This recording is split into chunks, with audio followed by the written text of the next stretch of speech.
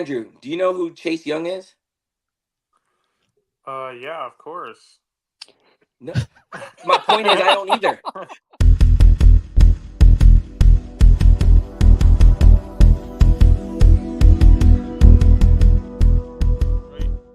Before I said that Cade Cunningham would never be an All-Star, and I just wanted to double down on that. Oh, I just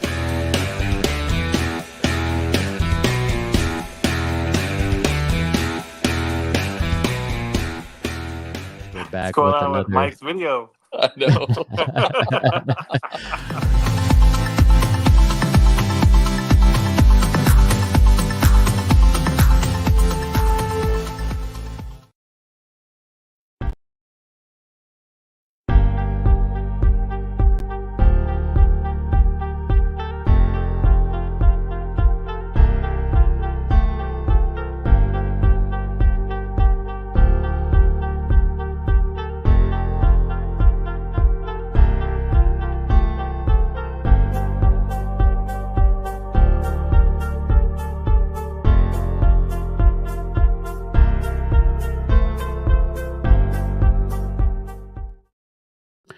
The NFL Combine results, some free agency rumors, NBA, and are y'all ready for March Madness? Let's go.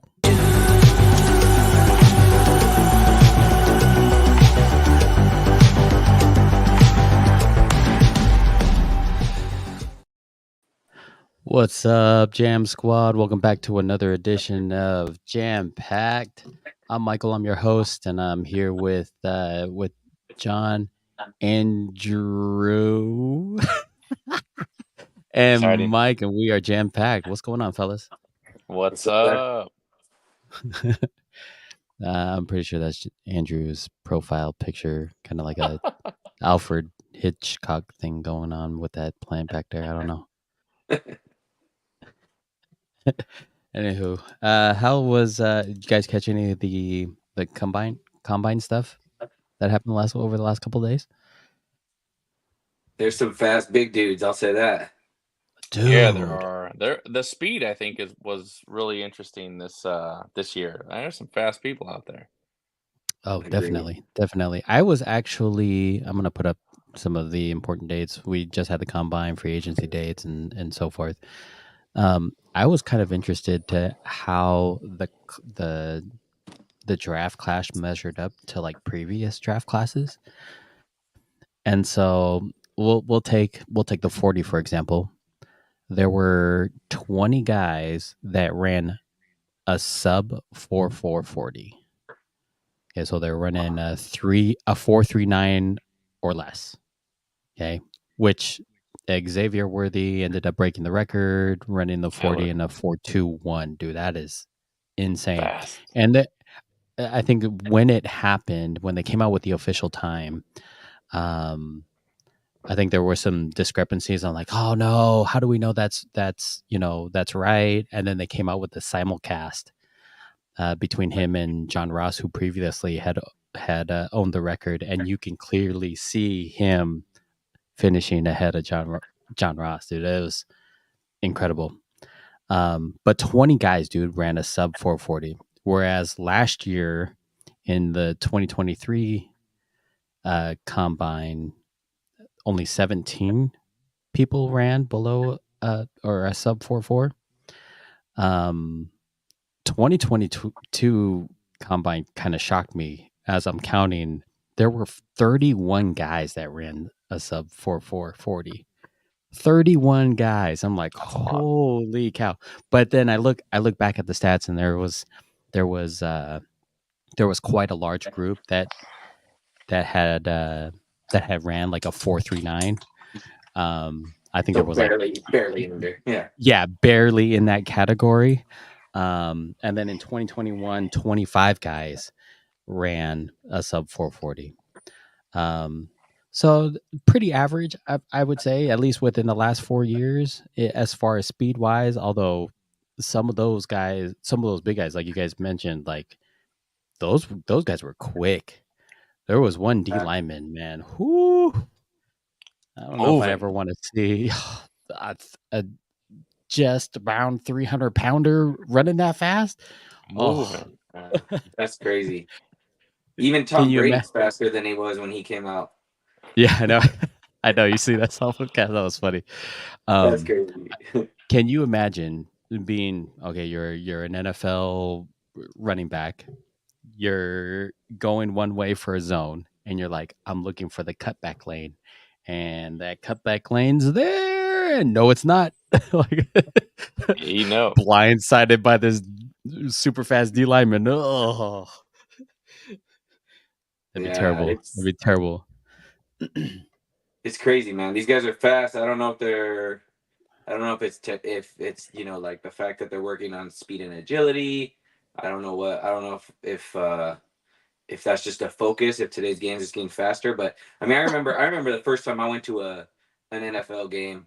I remember seeing these 300-pound linemen and just thinking, man, these guys are stretching more than my body could stretch. And I know they do it every day for a living. And then you see them jump and you see them run, and you're like, man, these guys. Yeah. Like I used to just think they're fat, like in all honesty, and then you go there and you see these guys live and you're like, man, these guys are athletes, like they're athletic, they know what they're doing. They can move, right? And it shocked me, right? And I think you've kind of seen a little slim down, right? Your Bosa's out there that are muscular, right? A little bit more lean. Your Micah Parsons, who same thing. I mean, super lean, fast, agile, right? But now you're getting guys, that are guards that are actual linemen, not edge rushers that are fast. Like that's crazy. It might change the game. It's gonna be interesting to see. Well, I think they have to lean on that agility, right? Like there's that one kid who's the old lineman out of Georgia. I think the kid is like he's like 6'8", 6'8", 320 or something like that. Offensive lineman, dude. His hand size, the wingspan of his hand alone is just under a foot. I'm like, That's insane. Yeah. I'm It's holding. crazy. No, I'm not holding. Like, okay, here you go. He may not need to though. He just puts the hand out and it covers like half the chest of somebody. So. Yeah, I mean, and I'll Hey, they're look made up different in the South, man. They're made different in the South. I think one of the things that crazy. stood out. One of the things that stood out to me is we got 8 or 9 receivers that not only are quick, but of the 8 or 9 that ran a sub 440, some of them are taller, and I like that. John Ross was what, like 5'10", a little guy. Usually the smaller receivers are lightning quick, but there's not a lot of height on them. So I think like one that stand out for me was Adonai Mitchell from Texas, 6'4", just under 200 pounds. So he's going to put on some weight when he gets into the NFL for sure. But I love the height with speed, and I think he's going to be dangerous, but he's also kind of a big body. So I think he'll be exciting if used properly. Oh, definitely. Just for reference, we had just for reference, I took Jamar Chase ran his 40 in a 4.34, with a 41-inch vert. Just comparing to guys who are already in the NFL. I mean, Isaiah Pacheco ran a 4.37. Achane, the running back out there in Miami, he ran a 4.32. So, I know not everybody's speed is going to translate on the field, but you throw a deep ball to Worthy, and I don't think anybody's catching him. There's no way. Sure. Well, John, let There's me no ask way. you though. You mentioned that when he gets to the NFL, he's going to be putting on some extra muscle, some extra weight. Do you think that will slow him down? Sure. I think you might get a little bit slower, let's say. But I like that they start out like right now being fast, because it's not like you lose the thought process of how to run, right? You don't lose your thought process of speed. You want to be able to put some, and I say this with an asterisk, asterisk because Devontae Smith is so skinny, but you want to be able to put on some muscle when you get to the NFL because the hits are harder, they come faster, but I think the fact that he knows how to run and he knows how to be fast, I think that's going to help. I think it just Yeah. gives him a higher percentage chance to be somebody in the NFL, right? Only 1% of all athletes get to actually play at the professional level, but it gives them a better chance. And the reason why I said there's 8 or 9 of these receivers is because maybe one of the 8 or 9 is going to be somebody big, but they got a shot, and I think that's awesome. And they're not all small. And I like how you said Jamar Chase. You said Isaiah Pacheco for running back position. If we move on to the running backs for just a second, give me 1 second. I have it here. If we move on to the running backs, there's 3 that had a subpar, but I like Jalen Wright out of Tennessee. I think he's sub 440. He's fast. He can hit the hole. He's not just a one cut, running back. I just think having the speed, but not necessarily a small guy.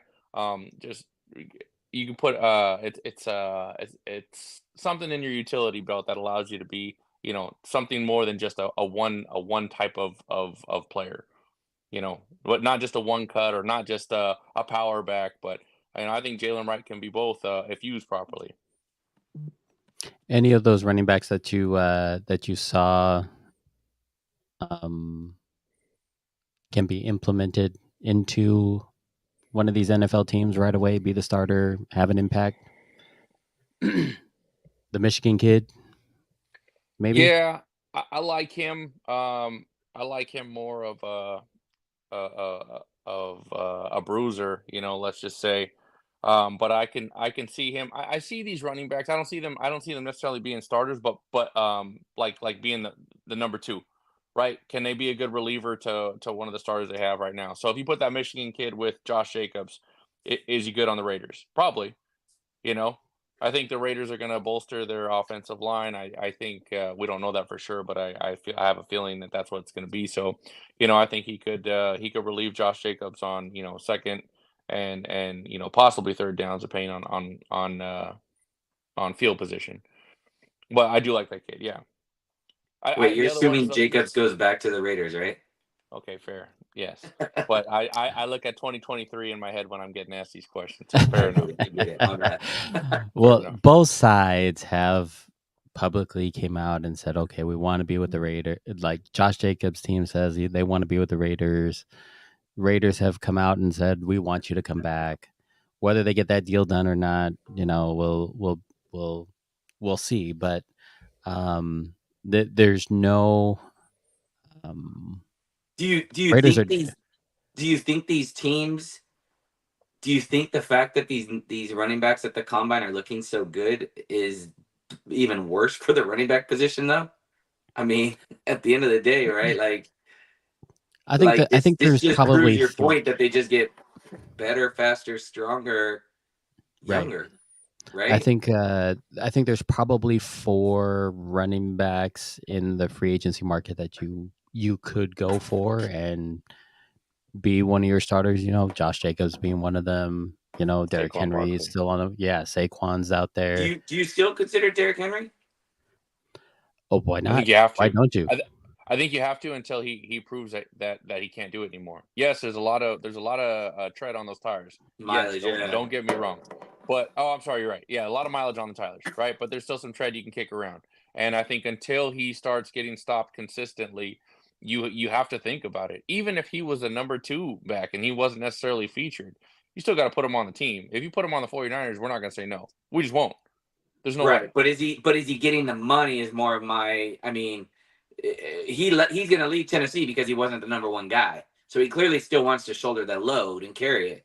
So my question is, who's going to pay him top money? I mean, it's a gamble. You may get 1 year out of the guy. I mean, he might be 1 injury away, right? I mean, at the end of the day, I don't know. Yes, you're right. As a number 2, I would love him as a compliment for the Niners. But couldn't you as say a the same number thing for Saquon Barkley? Saquon Barkley's with younger, though. Saquon Barkley's younger, right? Like, so, but yes, he has said injury problems. Yeah. Right. I don't know that, and that's kind of my point. I don't know that any of these guys are worth Yeah, are fair. worth the amount of money that they think they are, right? And it just sucks. It's a positional thing. I mean, you could just go draft one of the. I mean, and another thing about it is none of these running backs are going first round, right? I mean, Yeah, right. so you could go second round, third round, pay this guy next to nothing from a positional standpoint, get 4 years out of him, and then reload in 4 years. Like, I mean, and you're not wasting a high draft pick on him. Right. I was a little disappointed in these NFL teams who caved in and then paid some of these running backs, because I'll tell you what, you start getting into week 3 or week 4 and they need money, they're going to be like, okay, well, you can take me at a deal, at a discount or whatever it is. So Yeah. we'll see what happens, but I think you're right. I think you have a good point, Mike.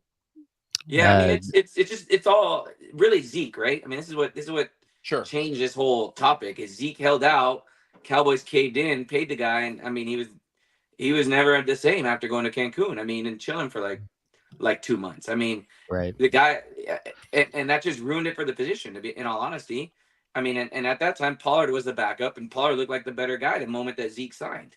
So it was like, why did you just commit all this money to this guy, and now next, right? I mean, I don't know.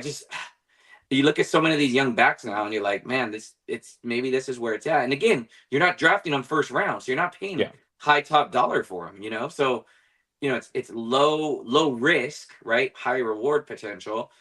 But I mean, you could always go out and sign a Dalvin Smith or or Dalvin Cook or someone as a veteran backup for a couple $2-3 million as well, right? So I don't know.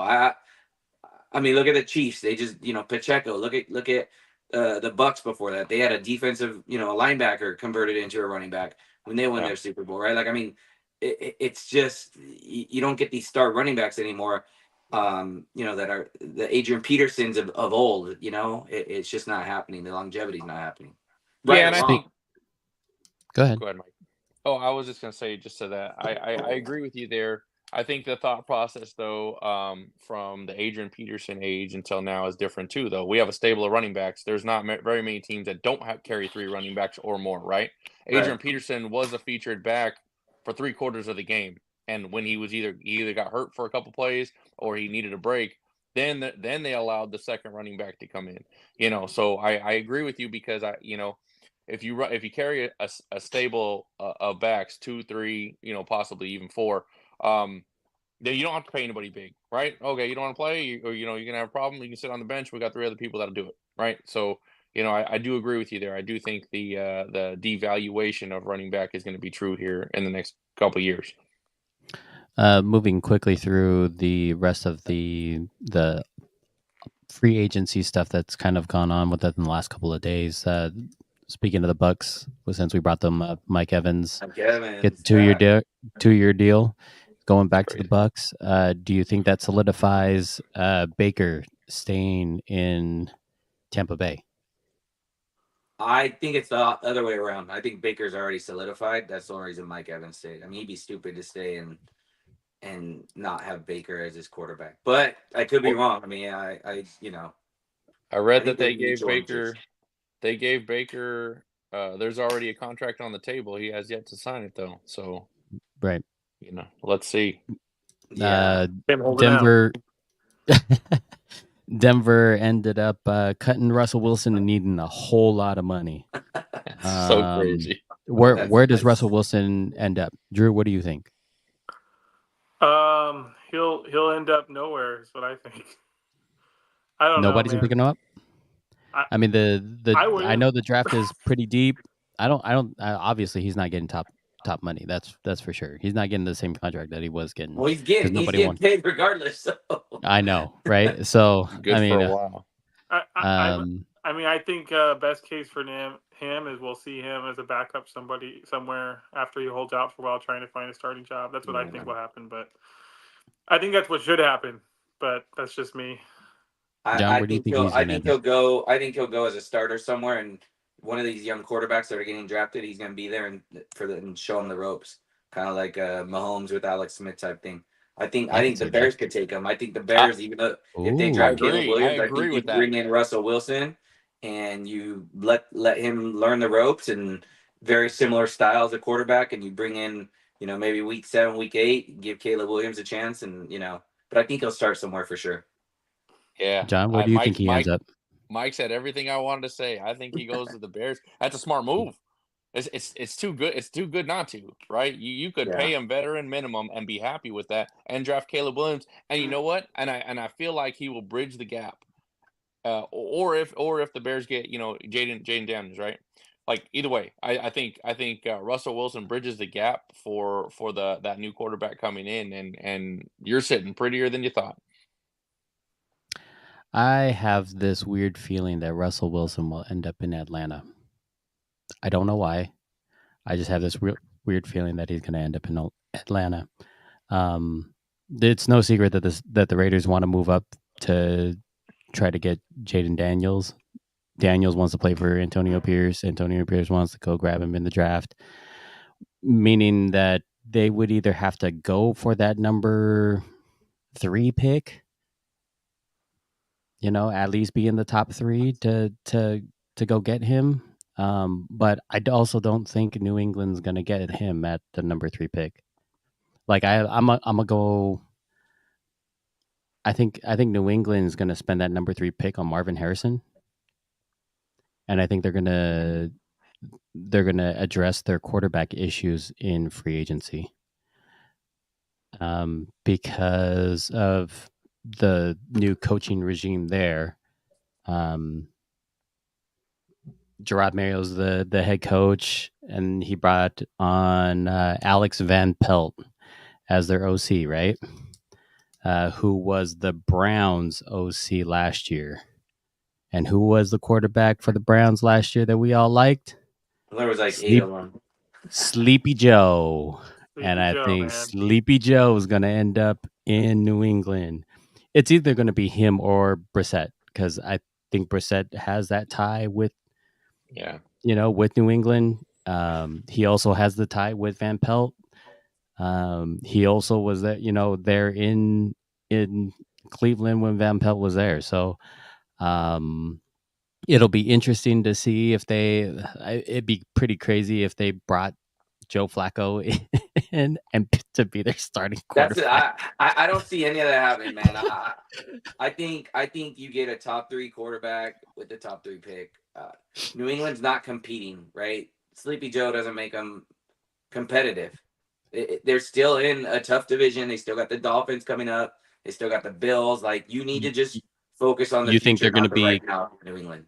You think they're going to be competitive within the next 4 years, though? No, not with Marvin Harrison and Sleepy Joe. No, they need a quarterback. What if you got Tyron Smith from the Cowboys, and what if you put Russell Wilson on that team? Ooh, it's a short term. It's a short term solution. They're not in compete now mode. They got a long way to go. They're a full rebuild away. Like this could be multiple years for them to in a top 5 draft pick. So why not get one of these top quarterbacks? Drake May. Why not? You have a guy that's potentially proven. Next year's draft class, from my understanding, doesn't look nearly as good on the quarterback side as this year's. So why not? Why not get your guy? Maybe you bring in Russell Wilson for the year. Let the guy sit behind him, right, and learn. And then, Marvin Harrison, they're just not ready for him, man. Like, what are you doing? That's my opinion. It's going to hurt Marvin Harrison's stock if he goes there. So that's my opinion. I don't see them getting a Joe Flacco or Russell Wilson, except unless they have a guy coming in, who they draft. Well, to address the Falcons point, I thought Fields is the odds-on favorite. Well, I thought they almost have it done. I thought they said that that's my understanding too. They almost have a deal done. But going back to the Patriots, oh man, I had something and I lost it. Go ahead, we'll pass. It's all good. It's all good. John, I talked to you. No, you're good. You're good. I mean, obviously, it's going to be interesting coming up with the next couple of weeks on who's going to end up where, especially just in free agency. I mean, before the draft even happens, right? It'll give us a better idea. The Bears are just sitting in a good position, which is weird to say, for a team that hasn't been good for quite a while. I mean, they got a trade asset in Justin Fields. I mean, even if you traded a second rounder from Atlanta for him, that Atlanta pick is almost like a first rounder because it's so early in the second round. Sure. You know, you got the one pick. I think they got what, 9? Is it, or 7 or 9? I mean, they're dude. Carolina just got could be robbed of last year's draft. I mean, this could end up costing them. That could be like one of the worst trades depending on how he turns out over there in Carolina. Yeah, it'll be interesting. Bears have 1-9. 1-9. Yeah. What I was gonna say, I remember what I was gonna say for the Patriots. So the Patriots released Johnny Smith, and if you have the number 3 pick, yes, we could say quarterback, but if it's not quarterback, do you go Bowers at 3 and get yourself a tight end? Too high. Oh, come on. Raiders took a kicker in the first round. How high is the earliest tight end ever taken? That's a good question. I'd have to look that one up. That's fair. Wasn't Pitts pretty high a couple years ago, and we all know how that turned out. He was pretty high. But I think we discussed, a couple of podcasts ago that, it may not be the receiver, but tight ends might be more valuable, right? And so I just thought I'd throw that out there and see what you thought. No, and I don't disagree with you, but again, you need someone to throw to the guy. Yeah, fair. Yeah, I mean, it actually was Pitts. It was Pitts was selected 4th overall, highest ever for a tight end. But he needs someone to throw to him too. He's a total bust. I mean, just kid was a stud at Florida, and he's just a total bust. I mean, well, he's got nobody throwing him the ball. If we give him a good quarterback, give him a good quarterback. Oh no, man! Drake London looked good last year. Like, he put up numbers, and Pitts didn't. Like, I agree with you. I've had him on fantasy. He's on my do not ever draft list for fantasy. I had that guy his first 3 years. I'm like, all right. I wish you sent me that list before. Made the list. Sent me that list. I had him on my fantasy this last season. So. Yeah, I'm telling you, this is like the first year I was like, I made the right call. Like, for 3 previous years, I was like, oh no, I'm gonna draft this guy. Second round, I can pick him up. It's a great value. No, that guy was terrible. He had a few good games for me, but in general, not doing much. Not for the number 4 pick overall in the draft. Speaking of top 5 picks, I know we talked about this when we got together. Man, there's 2 teams, or I saw this list of the last time each team had a top 5 pick, and the ones that surprised me. Well, the Patriots didn't necessarily surprise me. The last time they had a top 5 pick was in 1994, which they had their dynasty run, right? And there's no way they're getting in the top 5, and there was no reason for them to give up so much to get into the top 5. But the one that really shocked me, and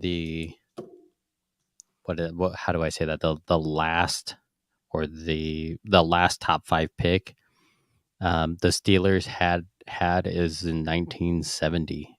They spent it on Terry Bradshaw. I'm like, what? That was the last time you guys had a top 5 pick? That's wow. I did not realize that. Everybody else was in the 2000s and beyond, but those 2 stats definitely caught my eye. Drew, what's going on in the NBA, man? How do you see anything big happening that's itching your back right now? Besides the Warriors? SGA, baby. I know, right? Ooh, okay. Here's a question. I mean, LeBron scored 40,000 points, so that's kind of the big. Well, it almost feels they didn't even stop the game for it, huh? We were all watching it. I don't think they even stopped the game or they did timeout. They waited for the timeout. Yeah. They waited for that, so he had already had more than 40,000 by that point. But and then Darvin Ham gave us a gift and played Cam Reddish the whole 4th quarter, and we lost by 10 for some reason. I just don't. I can't figure it out. But every time I watch the Nuggets and the Lakers, I'm like, Western Conference Finals all over again. Lakers stay with them, and then the Nuggets just kind of toy with them in the 4th quarter and win the game, it feels like. But so they got to figure out the Nuggets. That's all I got to say. They right now they got nothing on the Nuggets. But yeah, I did notice that for some reason we were playing not the starting lineup to close out the game, not the lineup we've had the most success with. For some reason, the Lakers coaching staff wants to go with guys that aren't the starting lineup to close out the game against the Nuggets. I thought maybe Jamal Murray started going off, that they thought, oh, let's put Cam Reddish on him. He's longer. But maybe they'll figure out that he's not good at defense either. Look at some advanced stats and figure that out, guys. You are highly paid, so I'm sure you have access to those stats. But I don't know. I can't figure it out, man. Can't figure out why they love that guy so much. Like every advanced stat on him is bad, offensively, defensively, his plus minus, everything you look at. I'm like, man, I just love playing him. I wish he was good. We'd be the best team in the league the amount of times they want to play him in the fourth quarter. So, but he just can't contribute. But The Nuggets are tough, though. I mean, they've got 4 legitimate stars, right? Like you can't. I remember I told you guys like the Michael Porter Jr. is Awesome. farly underrated, especially on you and know, then like he went 10 for 10. Literally Yeah. didn't miss a shot the whole game, man. I was like and there were like tough threes and stuff, guys. Yeah, in his face. yeah. And he was just He had draining like one them. pass I was that he had to whoa. reach for the pass, jump up because the Laker guy was closing out on him. He had to jump up and still hit it. Had a beautiful release and just nailed it. Yeah, I always thought he was kind of streaky, but I mean, 10 for 10. That's pretty awesome game. Streaky. And you know, maybe that doesn't happen, and the Lakers have a shot next time. But every time I say that, it feels like the Nuggets always pull something out where they can have one guy just go off, and then Jokic does his 35 points, 10 triple double or whatever, and you're like, well, never mind. And he does it so quietly, man. Is there any argument? Is Jokic the best player in the world? Like, there's no argument, right? Currently, right now, not all Who's in time, your top obviously, 5? but We'll say your top 5 current players. Who are they right now? I think Jokic has to be number 1 for me. The guy's just crazy good. I don't even care about like who number 1. Okay, through number 5. Jokic, Just top 5. Yeah, Jokic, Embiid, Antetokounmpo. Then it gets a little harder after that. Let me think. For me, it's Kawhi Leonard right now. Actually, he's a top 5 for me. And then it's got to be SGA or Yep, Doncic you said all 5 of mine. or Kevin Durant. Like, I'm kind of like those 3 guys. Kevin Durant's not up there for me. No. And I like the Suns, and he's just not a leader, man. Mike, who do you got? Top 5. I got those 3 that he mentioned. Giannis, the bigs, right? Embiid and Joker. I think SGA's up there. Kawhi's up there. LeBron, to me, still up there. And if we're talking playoffs and scary, like having to guard the guy you don't want to, Anthony Davis is up there. I mean, you know, but like to control a game, I take Anthony Davis off the list. I feel like he lacks the ability to just take over a game, right? I got those are the guys I got up there. I'm not on Curry. I could say Tatum, I guess, but Tatum's a little streaky for me. And my Hall of Famer James Harden, of course. Oh my goodness. Oh, gosh. John, who you got? Top 5. I'm kidding, guys. For those that don't know, that's an inside joke. I mean, he's a Hall of Famer. That's not the inside joke, but He said he's got to be a Hall of Famer. He's a Hall of I Famer. just lost all kinds of respect Straight out from of everyone bounds. watching. All our viewers are like, "What's this guy talking about?" He knows nothing about basketball, but he is a Hall of Famer. We'll see. He is a Hall of Famer. John, who you got in your top 5? So Jokic, Embiid, Giannis, and then it would be Kawhi for me, and then it should be LeBron up until recently, where I think SGA is just super hungry right now.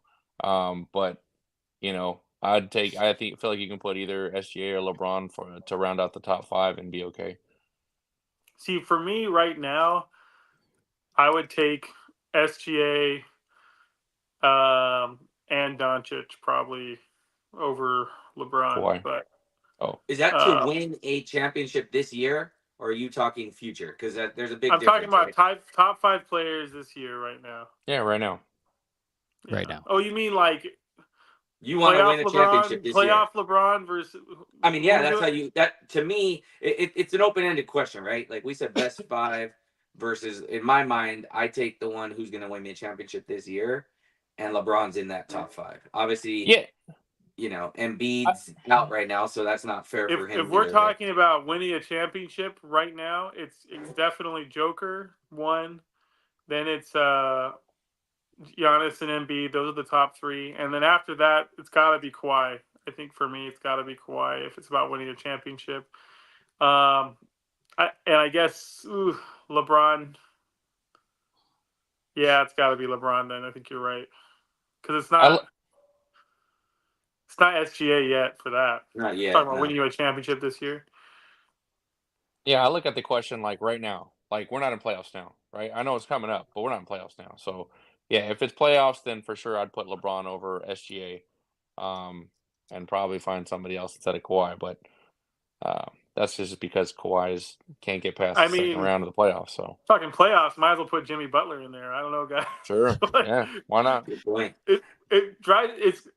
I want to trade for Spoelstra. How do we make that happen, man? Every team should be trying to trade for that guy. That guy's been in the finals so in 2020 and then this last year, 2023, he was in the finals. The in-between years, he was in the Eastern Conference Finals. And I'm like, how does this guy have like mediocre season after mediocre season, but then lead his team deep in the playoffs, if not almost win the whole thing? Like it's pretty impressive. It sounds like he should be on the Lakers. Right? Butler had a bio, mediocre until they get to the playoffs and they just turn it on. I don't know if the NFL script writers and the NBA script writers like got together and said, we're gonna repeat this, but every time the Kansas City Chiefs have won the Super Bowl, Miami was in the championship. Yep, in the NBA Finals. Mm-hmm. It's interesting. Yeah, I know. Well, they won. Yeah. That's crazy. What do you guys think about Popovich? Being old, or basically, yeah. I mean, do you think he still has a spot in the NBA? I mean, there's been a lot of talk with him. Just time to go, time to move on through the Spurs. I think that he's really smart and adaptable. I think they made a really poor roster decisions this season. They wanted to try.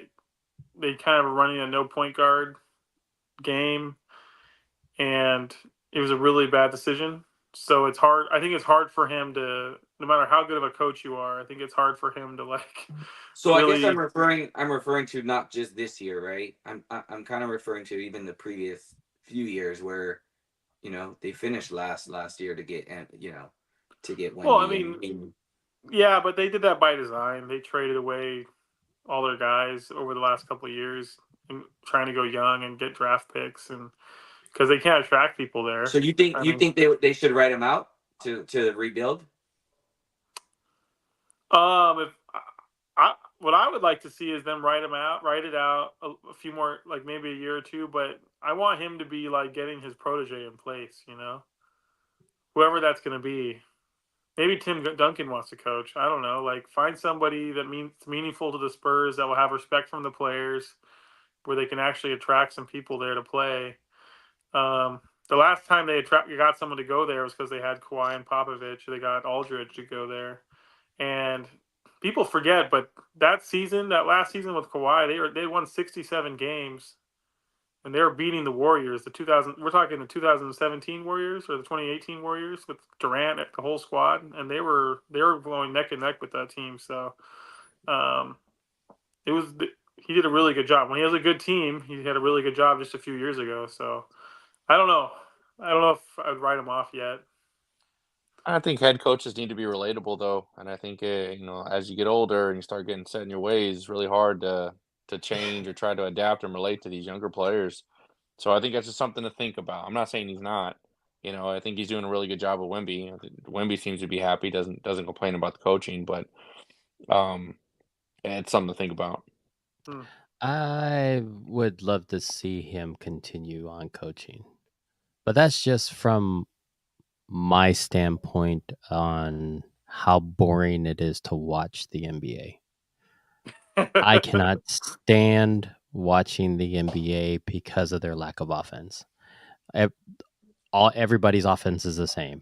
You know, we're gonna high pick and roll, get the matchup we want, and then we got two guys over there on the 3-point line, one guy on that side on the 3-point line. I'm gonna drive, maybe throw a lob to my roller, or if I get a double from the wing, kick 3-pointer. I mean, like it's like every play in the NBA. Want to know an interesting stat? Go ahead. So remember how we were talking about offense all year and that teams need to play more defense?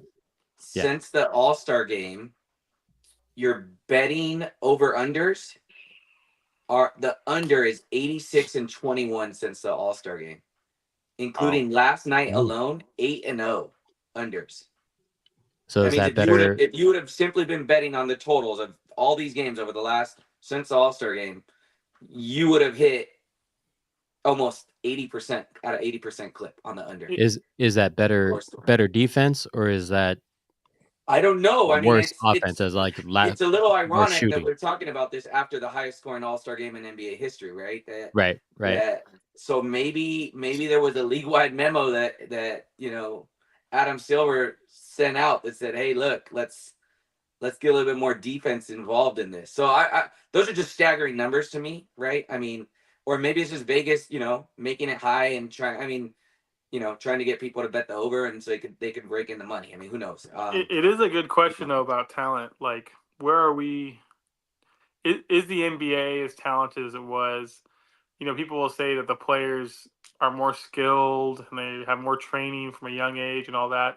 But when I look at like LeBron and KD and Steph in their respective years, I forgot how many years Steph has, but in the year he's in, he's the highest scoring player ever for a person at his age, at his year. And Kevin Durant's doing the same thing in his year category. LeBron's leading for someone who's in their 21st season. No one's ever averaged 25 points a game, like ever. It's LeBron's the highest scorer for that ever. And I'm like, is it because they're just that good, or is it just a lack of like talent and skill that they're playing against? You know what I mean? Like it goes both ways. So I kind of. Well, I think it's a combination. I think it's a combination of the rules shifting more towards the offensive player, right? Allowing the offensive player to do more things. I mean, we've seen more traveling nowadays than we ever have in basketball, right? Oh, well, that's the gather step to the gather step, so that doesn't necessarily count. I'm like, I've seen guys take 5 steps, dude, and it's not like they're going to the basket. It's like they catch the ball at the wing and they take their 2 steps and then they're shuffling back and forth. And I'm like, you just took like 6 steps, bro. Like you started inside the 3-point line and now you're outside the 3-point line still looking for an outlet pass. Like, how is that not travel? Well, the Euro step used to never exist. I mean, let's not forget that's a new thing to the game. So I think like 20 years ago, you mean, or what I'm saying, you're talking. I'm talking in the last 15 years. I mean, I don't think it's been 20 years with the Euro step. I think you're talking. Dude, 2004. Did the Euro step exist when LeBron was a rookie? No way. Who did it? Who was the Euro that they brought it? Ginobili was the king of the Euro step, man. Ginobili was out there winning. He was the only guy. I don't know that he did the third step. It's not a third step. It's just 1-2. But you gather and then the gather. Okay, the third step. That's more of like I think it's a more recent Harden thing, right? But yeah, it's been wild. It's been Isaiah Thomas, I think, man. He was the king of that. He'd take that over carry.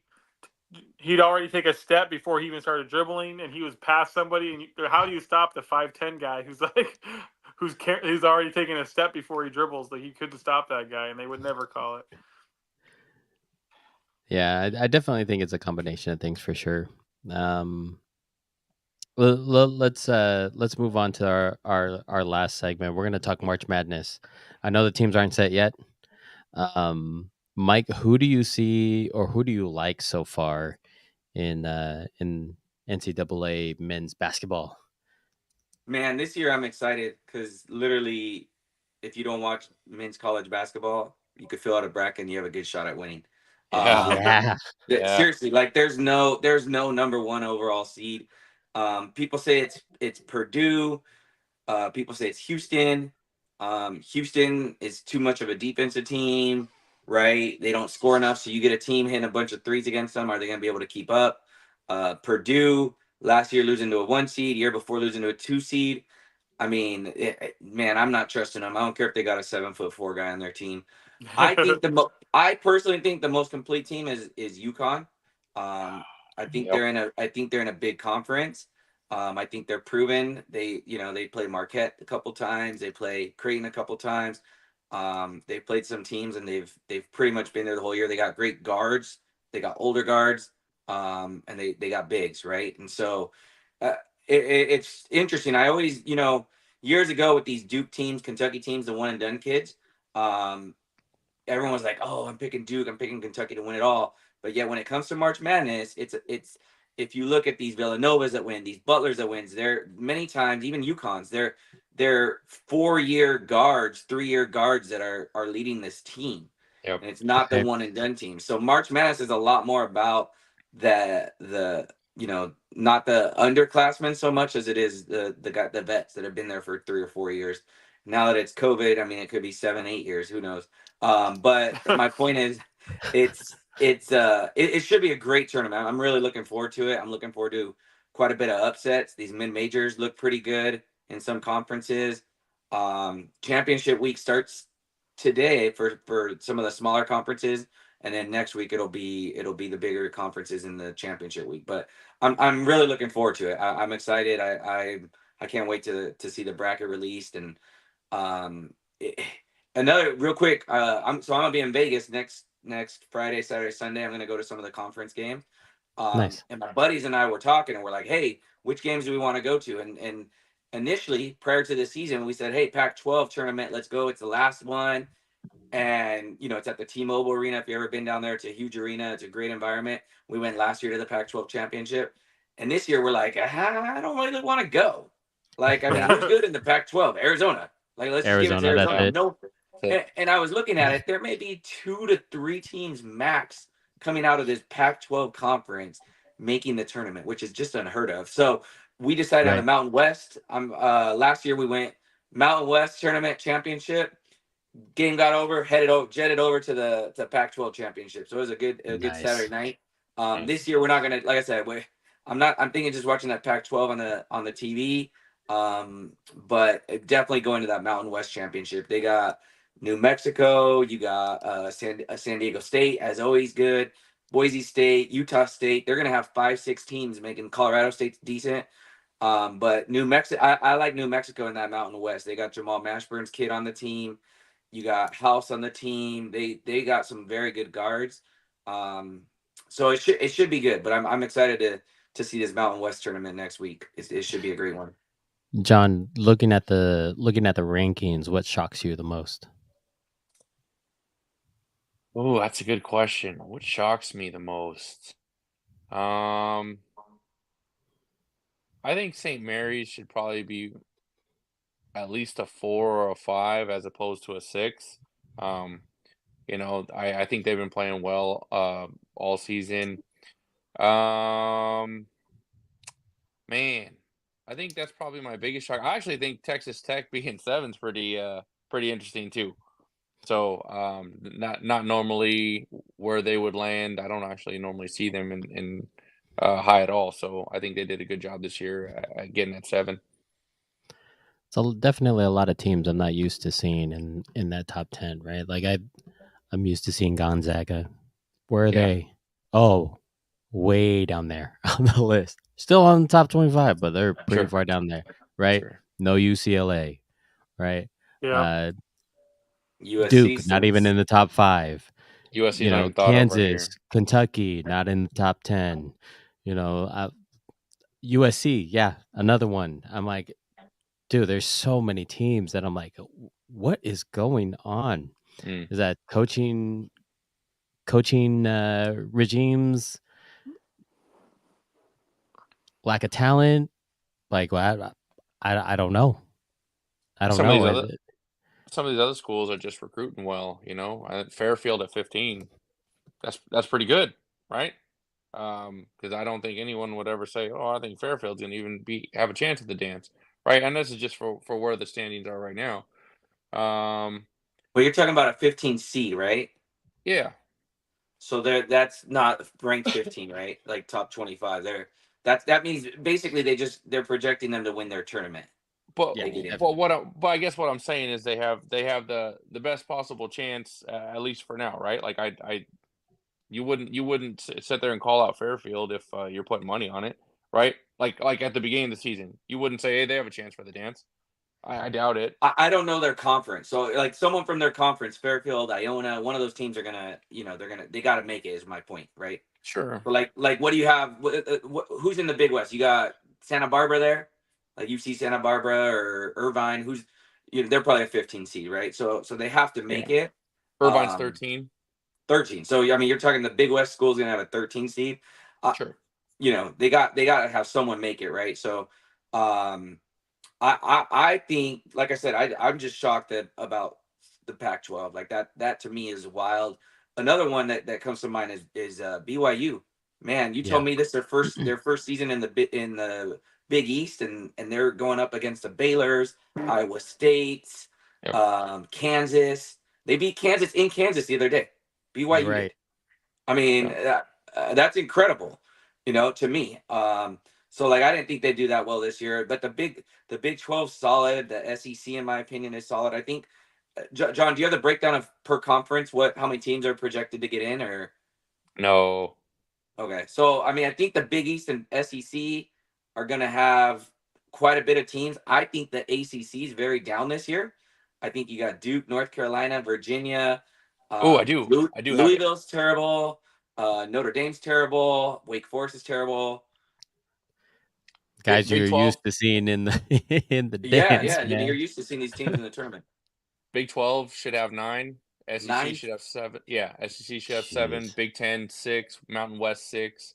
Big East 5. ACC 5, and then Pac-12, American, WCC, and Atlantic 10, all 2s.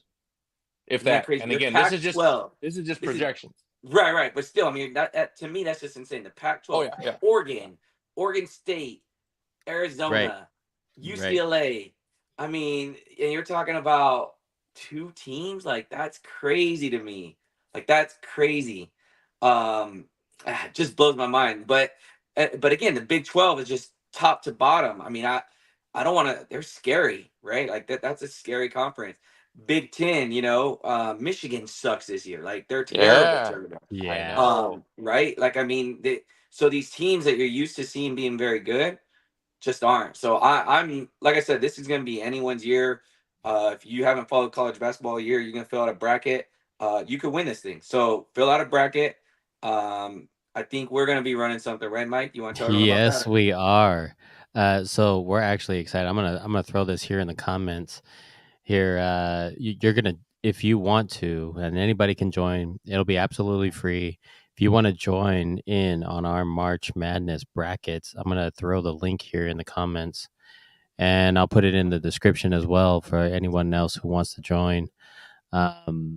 Hit the link. It'll take you to our grouping. It'll be labeled Jam Pack Podcast. Fill out your bracket. Obviously, you're not going to be able to do it right away. Once the teams are set, you'll be able to fill out a bracket, and then I think either once the teams are set, 2 weeks. In 2 weeks, we'll do another segment here live where we'll pick our own brackets, and add those to the group. We'll make sure to give some shout outs to the guys who are on it and doing well point wise. The points are I'm putting the points there on you, Mike. Yeah. On explaining how the point differential is going to end up being. Okay. So basically the points, what we're going to do is we're going to make it a little bit more fun, especially in the early rounds, to pick higher seeded teams. So your typical first round is worth 1, second round is worth 2, 4, 8, 16, 32 is still going to exist. The difference is, let's say a 10 seed beats a 7 seed in the first round, that point difference of 3 will also be included. So let's say you call 10 seed over a 7 seed, 10 seed moves on, you get the 1 point for the right pick. But then the fact that 10 beats 7, that's a 3-point difference. So you pick up 4 points for that win. And if that happened in the second round, a 10 versus a 3, you'd pick up the 2 points for the second round plus the 7 between the 10 and the 3. Boom, you move on, right? So it's a little different variation of it. My issue with the regular ones is, it's kind of over pretty early on. You lose your finals team and you have no reason to look at it. Whereas this one, you could still pick some 10 seeds going to maybe like the Elite 8, 8 seeds going like the Final 4, and you make some moves, you make some jumps later on. So, and a lot of the upsets early on really help increase your amount. So I'm looking forward to it. It'll be a lot of fun. We'll spread that link around. I'll throw it up in our Instagram as well. If you guys want to spread out the info to anybody else who wants to join, that'd be great. We are actually gonna wrap up here. For those of you still watching and tuned into us, make sure you subscribe to us on YouTube at Jam Pack Podcast. Click on that notification button so you can view us live. We are live every Monday night, 9 p.m. Pacific Standard Time. Follow us on Instagram and Facebook at Jam Pack Podcast, on Twitter at Jam Pack Pod. I'm Michael, along with my guys, John, Andrew, and Mike. Jam Packed. Be safe out there, everyone. Be kind to one another. Peace out. Later, fellas. Later, boys. Bye, guys.